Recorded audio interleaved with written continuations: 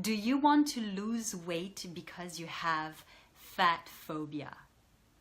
That's an interesting term, isn't it? Recently, I was reading an article, a blog from a woman called Melissa Toller, Toler, and I haven't met her, but I really am enjoying her blogs. She asks real questions and really looks deeper into the concept of weight, and I really enjoy this. And it was the first time I confess that I was actually reading the expression fat phobia, and it got me thinking, because we have to realize at some point, especially those of us who want to lose weight, what are our reasons for losing weight, and going a little deeper, really finding out why do we want to lose weight.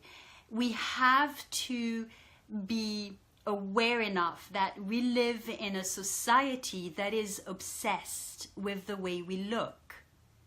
I recently had a potential client. I had a conversation with a potential client, which was very interesting. She was sharing with me that one of the reasons that she wanted to lose weight was because she was looking into traveling, and perhaps even moving to, I believe, Vietnam, or to some country in this area of East Asia.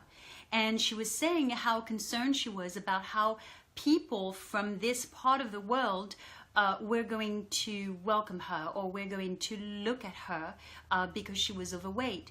And in so many ways, I tried to tell her that this superficial way of looking at a person is very Western. I lived in Thailand for a short time. I even lived in Egypt for about 2 months or so. And there was never this this superficial relationship or approach to human beings. In many countries, we're looking for who you are, not necessarily what you look like. So we have to recognize that this idea, this obsession we have with what we look like is a conditioning of where we are, of where we live.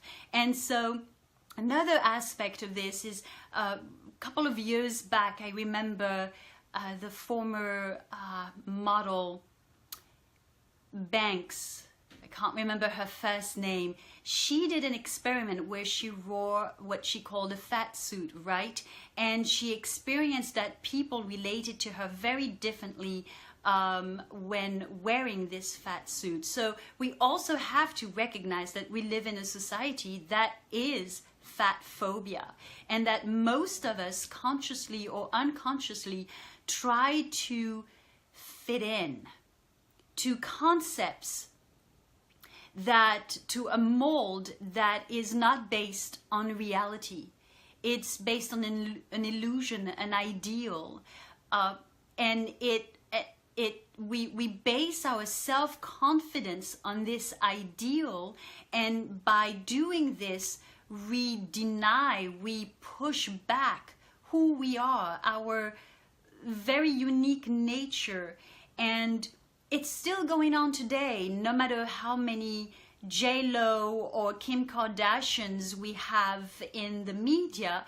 We're still conditioned with how we look. We always want to look differently than what we are, and ultimately we cannot have self-confidence or true self-confidence, let alone self-love, when we're always looking to look differently than what we look like.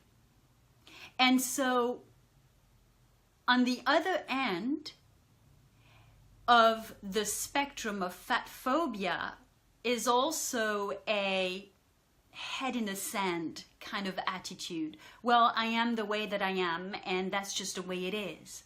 So on both spectrums, it's still a conditioning. It's not really looking at reality.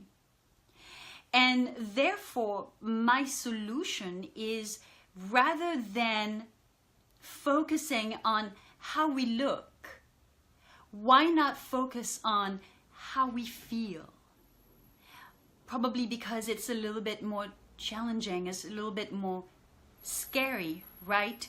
I mean, let's look at weight gain, overweight, obesity. We don't just get overweight and obese overnight. There are underlying issues behind this. And so if we really want to feel better, then we have to shift. We have to have a paradigm shift in the way that we approach our weight loss. And diet doesn't work for that same reason, because we're not addressing the root issues, the root cause, the core issues of weight gain, being overweight, or even being obese. And either way, there's no true self-acceptation. We're still in judgment, and we cannot grow and we cannot change from a place of judgment. Another reason why I feel it's extremely important when whoever you are, and if you want to lose weight at this point in your life, it's really important, especially if you're a mother and you have a little girl. Because whether we are aware of it or not, we are transmitting those underlying issues, those conditioned thoughts and emotions that we have around our bodies and around foods to our daughters. We're perpetrating a mindset.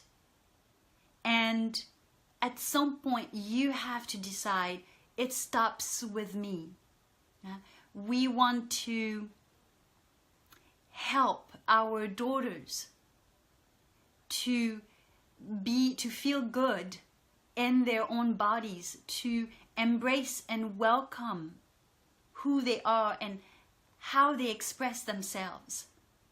And it doesn't always, it's not necessarily just in the way that you look like, but it's in the way that you experience yourself and experience the world around you, which is, from an Ayurvedic point of view, totally unique for each and every one of us. And Ayurveda goes as far as saying that even our physical body is very much connected to our emotional body in so many different ways. And so to care for our emotions, to care for our thoughts and our thinking patterns, is to care for our bodies as well. So I am asking you, are you wanting to lose weight because you have fat phobia?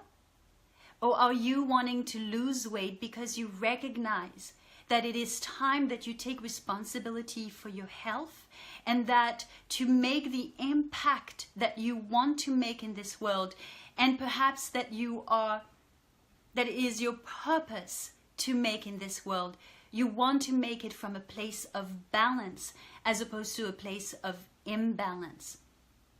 From an Ayurvedic point of view, weight gain, overweight, or obesity are prodromal symptoms of an imbalance. And there's no judgment around this.